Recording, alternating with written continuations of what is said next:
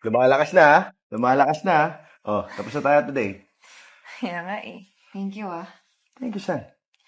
Thank you kasi lagi mo ko inispatan dito. Tapos di ako nabuboard kasi kasama kita. Ano ba naman yan? Okay lang yan. Di mo kailangan magpasalamat sa akin. Right? Pala, bago ko makalimutan. Free ka ba mamaya? Ah,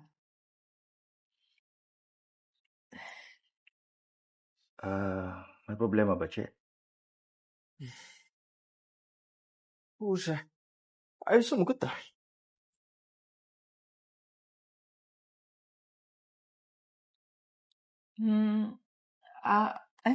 wala yung boyfriend ko kasi tumatawag eh.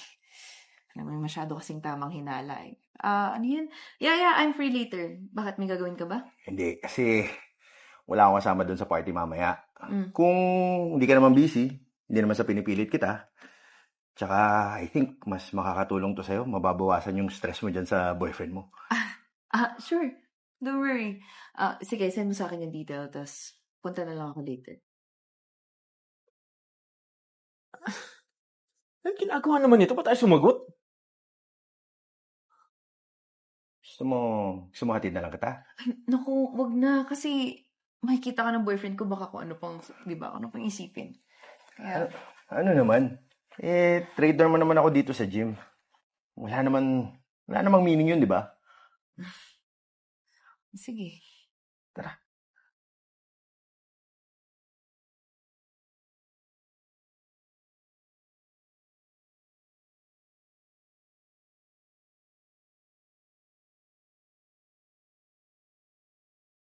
Thank you sa paghatid ah. Sobrang na-appreciate kita. No worries. You are so welcome. Basta mag-chat-chat na lang tayo mamaya, ha? Sige. Sige. Salamat. Ingat ka. Oo naman. Lahat ng gamit mo nandiyan, ha? Yeah. Good. Ingat. Bye-bye.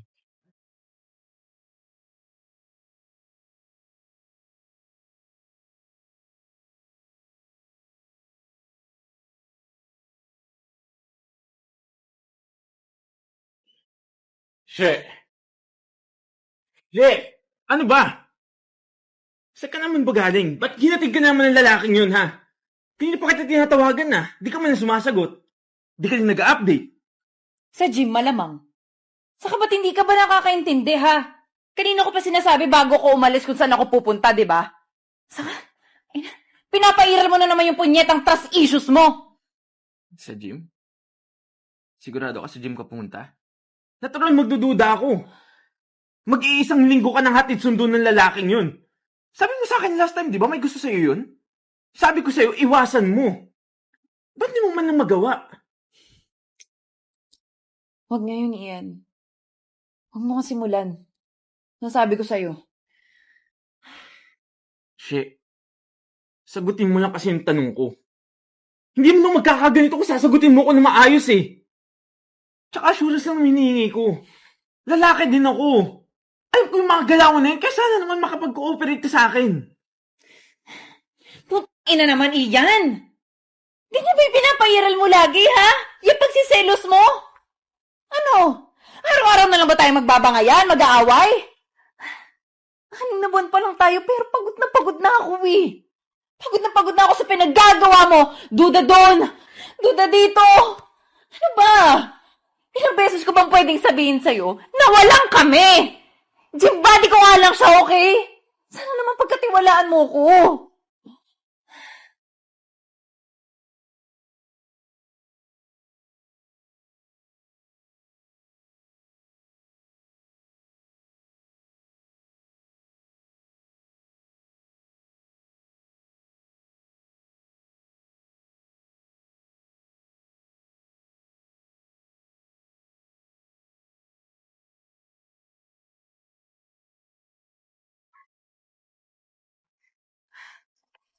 Babe, may party pala ako mamaya. Baka late ako makauwi.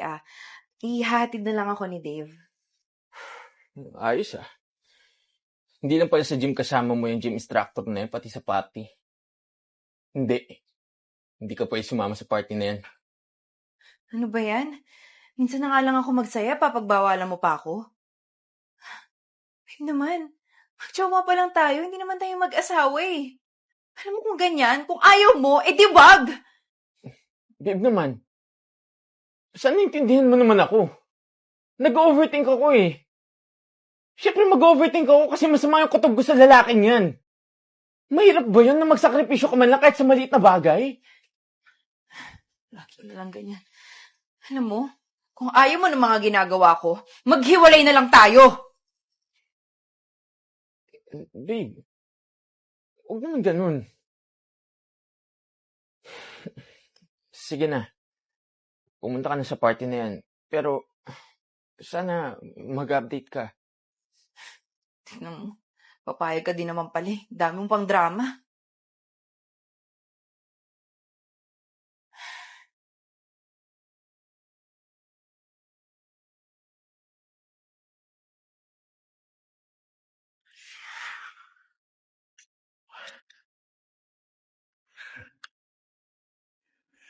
Ganda mo naman tonight. Salamat. Mabuti naman at pinayagan ka ng boyfriend mong sumama sa akin. Sus, wala namang magagawa yun eh. Hindi nga niya ako kayang ihatid sa kaisundo, tapos ganyan. Tamang pagdududa lang lagi yun. Tapos, pag nasa bahay, puro kadramahan na ibubungad sa'yo. Ano ba naman? Eto, ganito na lang ha. Wala mo ng drama tonight. Lahat positive lang, maging masaya lang tayo. Iwanan lahat ng problema. Cheers! Ayan, Yan. cheers. Cheers!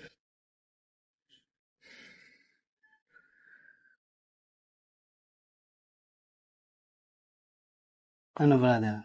Kamusta ka? Hindi ko na alam, brother. Iba talaga yung kutob ko sa lalaki na yun eh. Kapag kinakausap ko naman siya, ayaw niya namang paawat. Isipin mo, brother tinutukso sila sa gym palagi ng dalawa. Tapos, kapag tinatanong ko naman siya, wala namang magagalit sa akin. Wala namang magawa. Dadaing na naman kaagad yung paghiwalay. Alam mo kasi, brother, tignan mo, kung walang gusto yung ka-gym body niya, kay She, hindi papayag yung tukso-tuksoin silang dalawa. Ikaw din kasi problema sa'yo, pumapayag kang magpa-under kay She eh. Alam mo, kung talagang mahal ka ni She, hindi yung gagawa ng mga bagay na ikakasira ng relasyon nyo o kaya ikakagalit mo. Kung ako sa'yo, hindi na ako mag-i-stay sa ganyang relasyon, tol eh.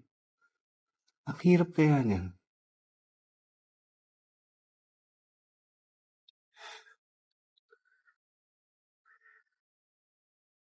Okay ka lang ba? Bakit parang ang lungkot mo naman ata? Ano kasi?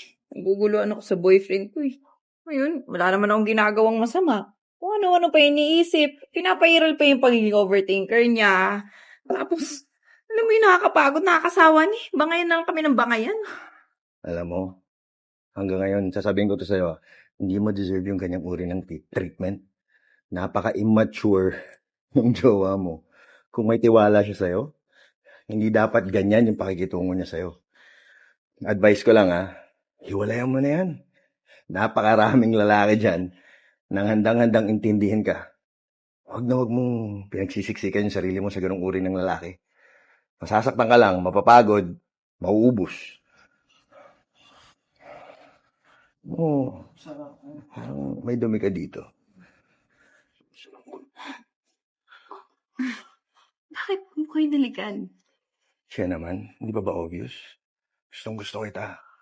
Ang daming bagay na pinagkakasunduan nating dalawa. Compatible tayo sa isa't isa. Che, pwede bang ako na lang? Iwan mo na lang yung lalaki niyo na lagi kang sinasaktan. Nag-iisip pa ako.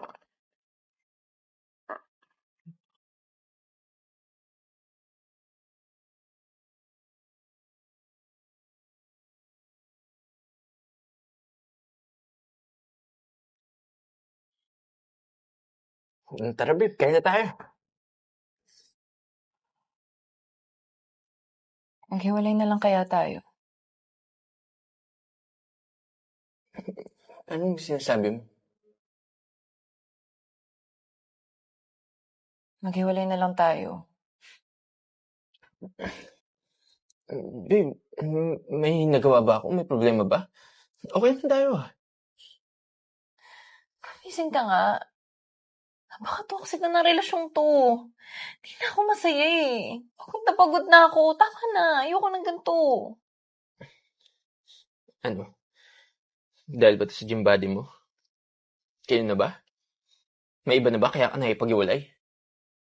Sana sinabi mo naman para hindi na ako umasa na magiging tayo sa huli. Na maayos pa natin yung problema natin to. Yan yung problema eh. Diyan hindi ko na nagagawa yung mga bagay na gusto ko kasi puro ka na lang gym buddy. Pinapairal mo yung pagsiselos mo eh. Alam mo, minsan naisip ko, hindi ko na lang gawin yung mga bagay na magpapasaya sa akin kasi alam ko mag-overthink ka. Puro ka na naman duda. Isang beses hindi ko man lang naramdaman ang pinagkatiwalaan mo ko. Huwag naman natin paabutin sa ganito. Pwede naman natin pag-usapan eh. Ilang beses na natin pinag-usapan, pero away na naman. Pagdududa na naman, bangayan na naman. Alam mo, mas maigi pa na humanap ka na lang ng ibang babae na makakapag-intindi dyan sa mental health mo. Sige! Kung yan lang din naman yung nararamdaman mo, sige, maghiwalay na tayo. Total naman, dito din naman yung kahantong na relasyon natin eh. Simulat sa punot dumating yung lalaking yan, nagkanda leche-leche yung relasyon natin. Alam mo, kahit sa maliit na bagay, hindi mo kaya magsakripisyo para sa akin. Kung dyan yung ikakasay ng puso mo, sige! Maghiwalay na tayo! Ian. Sorry.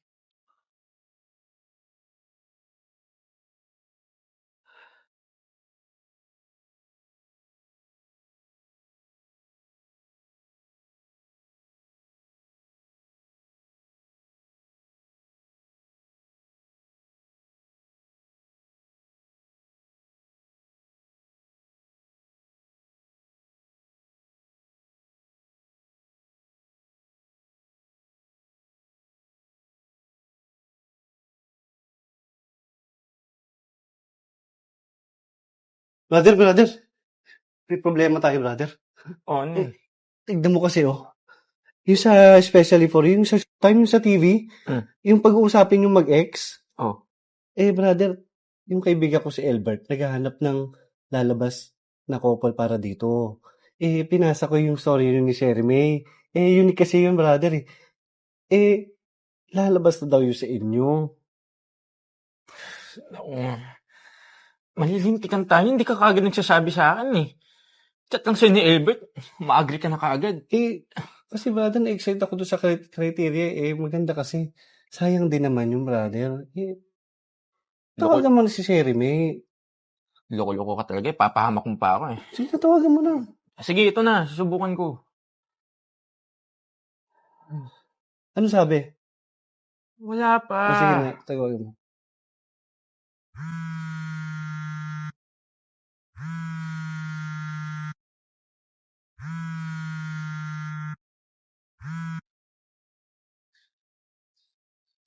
Hello? Hello, She? Gusto ko nga pala mag-sorry sa mga nakaraan ha. Meron kasi akong sasabihin sa'yo. Ito kasi yung kaibigan ko si Allen. Ipinasok tayo sa TV program, yung especially for you sa... Kasi kinukulit siya ni Albert. Alam mo naman, ito na nga. Okay lang ba na sumali tayo doon? Sige. Sige. Kontakin na lang kita, update na lang kita, ha? Sige, She. Salamat. Ingat ka palagi. Payag talaga? Ayan, okay na. Yun. Kontakin mo na si Albert. Sige. Sabihin mo na pumayag na si She.